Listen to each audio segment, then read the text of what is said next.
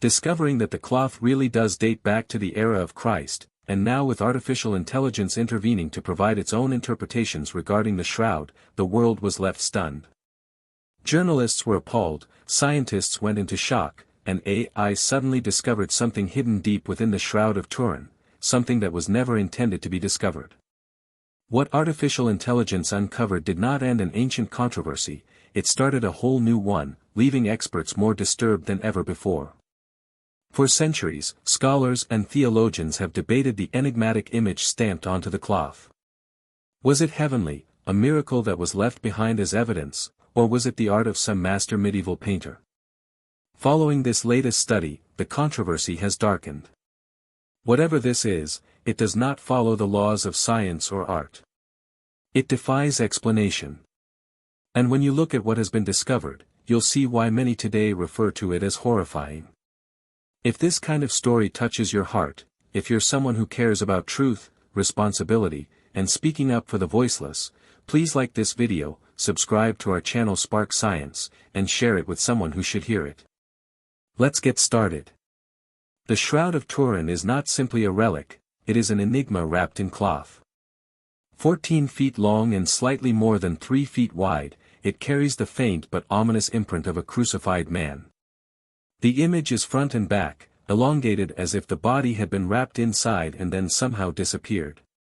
Reddish stains appear on the wrists, the feet, and the side, and wounds around the head indicate a crown of thorns.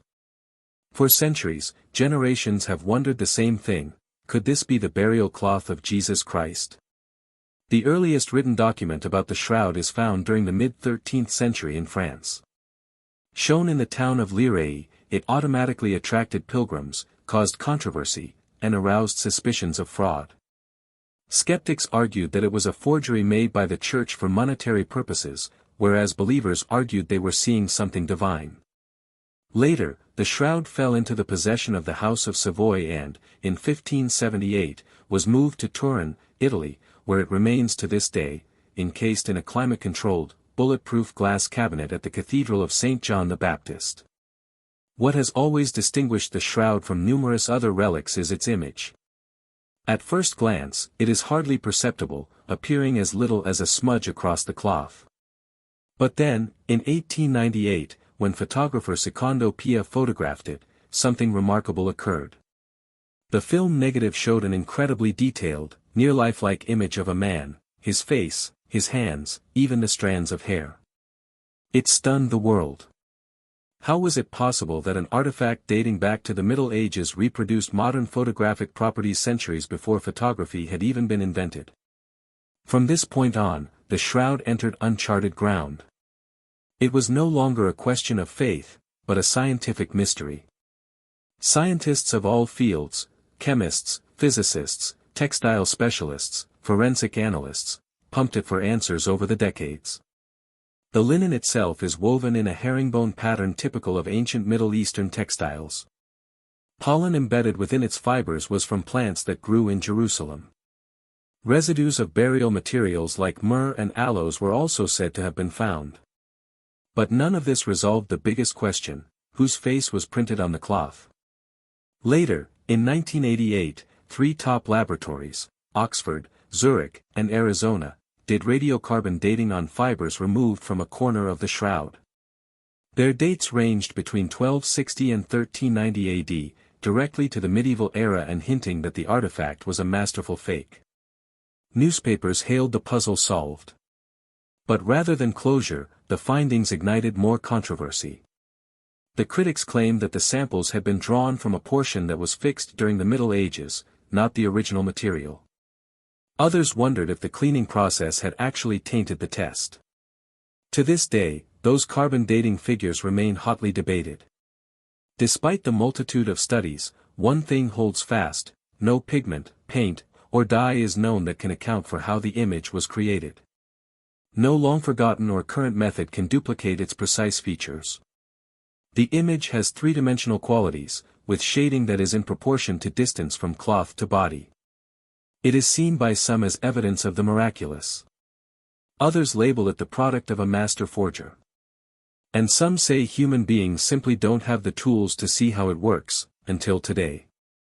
Because today, the instruments are evolving. What microscopes and labs could not disclose, artificial intelligence might at last shed light on. An instrument that does not blink, does not guess, and can perceive patterns beyond human vision has been let loose on the Shroud. And what it has already revealed is rewriting all that we believed we knew. The 1988 carbon dating analysis was meant to bring an end to the case once and for all. 3 of the world's most renowned laboratories, Oxford, Zurich, and Arizona, each independently analyzed fibers removed from a corner of the Shroud. Each test indicated a medieval date, between 1260 and 1390 AD. For science, that was checkmate. The Shroud of Turin, they announced, was merely an expert forgery, possibly done to attract pilgrims and sway faith. Headlines across the globe shouted that the mystery was solved. But soon doubts arose. The specimen had been sliced from the bottom left-hand corner of the cloth, an area where many scientists contended had been rewoven in the Middle Ages to mend fire damage. Textile analyst Raymond Rogers subsequently examined the fibers and discovered chemical inconsistencies indicating this fabric did not resemble the original linen at all. If so, the dating only indicated repair work, not the true age of the Shroud. The other obvious problem was the sampling. Only one section of the cloth was analyzed, with the balance left untouched. In retrospect, most scientists admit that this was a critical oversight. But due to the Church's always close control of the Shroud, and the granting of permission for only one small sample, this limitation now looms long over all arguments based on the 1988 findings. Since then, fresh research has attempted to contradict, improve, or even reverse the carbon dating result. Perhaps most vivid was by Italian scientists who used wide-angle X-ray scattering, WXS, a method that analyzes the microscopic cellulose fiber structure to estimate age. The findings placed the Shroud at perhaps as much as 2,000 years old, much nearer to the time of Christ. Opponents were quick to argue that WAXS data is susceptible to the influence of environmental conditions like temperature and humidity, thus less accurate. Nevertheless, the results offered a compelling counterpoint to the carbon tests and pushed the issue back into debate. Next came the pollen analyses. Botanists found pollen grains in the cloth from plants native to the Middle East, including those species that grew only in the region immediately around Jerusalem. Skeptics wrote this off as potential contamination from centuries of use or environmental deposition.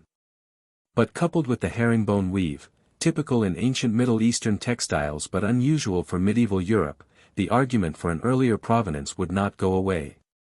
This is where the Shroud becomes uniquely troublesome for science. Every attempt to pin it down seems to unravel further mysteries. Its image possesses three-dimensional properties no known artist could have achieved. The discoloration only penetrates the uppermost fibers of the cloth, so shallow it resembles a scorch more than a stain, yet no modern technique can replicate it without burning through the material. No pigment particles, no brush strokes, no dye. Just a ghostly imprint. For believers, these traits reinforce faith. For scientists, they raise the level of frustration. If the Shroud is real, then the carbon dating must have been in error. If it is a forgery, then it was done with techniques well ahead of the medieval times. And that brings us to the here and now, where conventional science has hit an impasse, and a new technology has entered the fray. For more than a century, the Shroud's mystery has eluded every test, every theory, every explanation. Science was unable to crack it. Theology could not resolve it. Photography only served to deepen the mystery. But now, artificial intelligence has joined the inquiry. AI does not conjecture, does not hold on to belief, and doesn't worry about reputation. AI deals with data, removes bias, and finds patterns that human eyes cannot see. When high-resolution images of the Shroud were inputted into advanced AI systems, no one was prepared for what happened afterward. The initial experiments were provided by Brazilian digital designer Cicero Moraes, who had applied 3D simulation software to check how a cloth such as the Shroud would fall over various objects.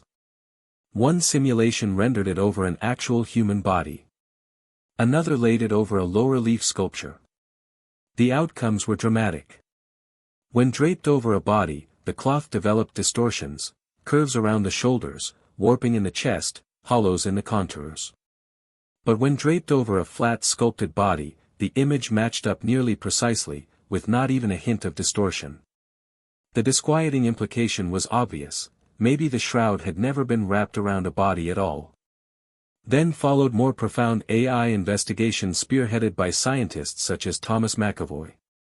Through methods such as principal component analysis, PCA, the program broke down the shroud's image into layers of mathematical information. What was produced was not just the dim face of a man, but concealed structures, patterns, and symmetries. One of the first discoveries was that the intensity of the image, not color, not pigment, not shading, held almost all the informative content. The color of the shading reacted to three-dimensional mathematical models, as if it were encoded, not painted.